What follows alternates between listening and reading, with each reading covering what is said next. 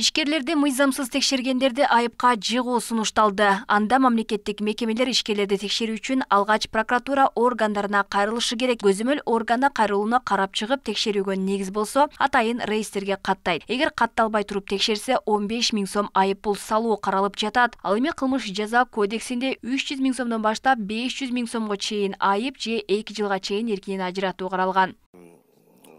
Текшерүүлөрдү мында баса белгилеп айтып кетүүчү жагдай ишкердик субъектлердин ишмердүүлүгүнө байланыштуу текшерүүлөр.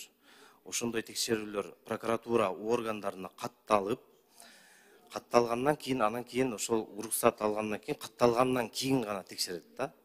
Эгерде катталбай туруп текшерсе, анда мен айткандай укук бузуулар кодексине ылайык жана кылмыш жаза мыйзамдарына ылайык жоопкерчиликке тартылат.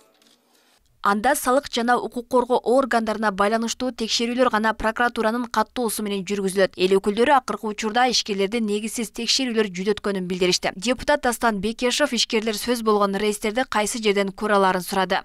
Бизнес чөлөдөгү ишкерлер кантип ошол маалыматты алышат? Бул мисалы текшерүү каттуудан өттү же өткөн жокпу? Мисалы регистрацияны өттү же өткөн жокпу? Кантип алар билишет? Түшүндүм. Эң туура суроо Дастан Далбаевич. Сизге белгилүү болгондой бүгүнкү күндө прокуратура органдарында информациялык маалыматтык тутум иштеп жатат. Дагы белгилей кетүүчү жагдай бүгүнкү күндө ошол салык органдары жана укук коргоо органдары ошол система менен уже каттоо системасы менен иштеп атат да, ошол маалыматтык тутумда. Ошол маалыматтык тутумда бардык маалыматтар ачык. Бирок каерде ачык? Сайт барбы? Прокуратура органдарынын сайтында. Кайсы жерде? Сиз өзүңүз көрдүңүзбү? Каерде? Раздел кандай жазылып? Демек, бүт азыр текшерүүлөр ошол прокуратура менен макулдашып жатат, туура? Бардык эмес, Дастан Далбаевич, азыр.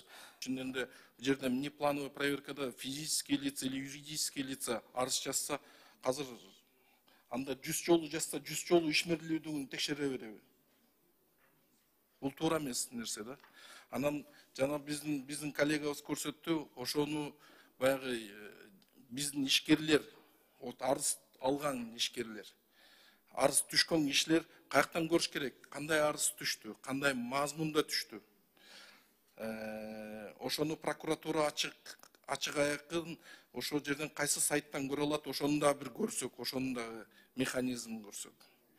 Не үчүн дегенде, бул мунсуз азыр монтип жазып туруп өткөзүбүз биринчи окууда.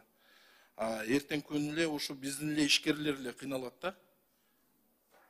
Арыздар жазам десе, ар бир адам келип туруп сөзүнөн ой пикирлер келишпей калса эле арыз жаза башташат.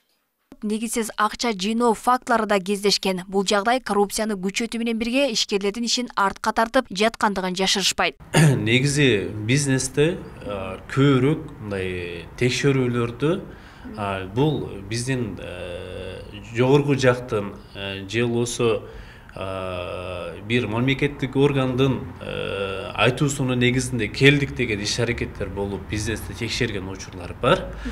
Бирок мындай айтканда эмненин негизинде келдигиң, мага кана прокуратуранын мындай айтканда макулдугу барбы дегенди мындай ишкерлерге мындай ачык, айкын эмес болчу. Бул мыйзам эгер кабыл алынып кала турган болсо, биз каяктан ким аркылуу келгендиги боюнча ишкерлер дагы өзүнүн укуктарын билип, коргоп, же болбосо арызданууга бир шарт түзүлмөк. Кыргызстанда ишкерлерди текшерүү укугу 16 мамлекеттик органда бар. 9 январда президент Садыр Жапаров ишкерлерди текшерүүгө убактылуу тыюу салуу тууралуу жарлыкка кол койгон. Мартта жарлыкка өзгөртүү киргизилип, салык бажы кызматынын тамак аш коопсуздугуна байланыштуу текшерүүлөр жана Улуттук банктын текшерүүлөрү мораторийден алынган. Алмагүл Эрке Байгызы, Мирбек Конобаев, Ош ТВ.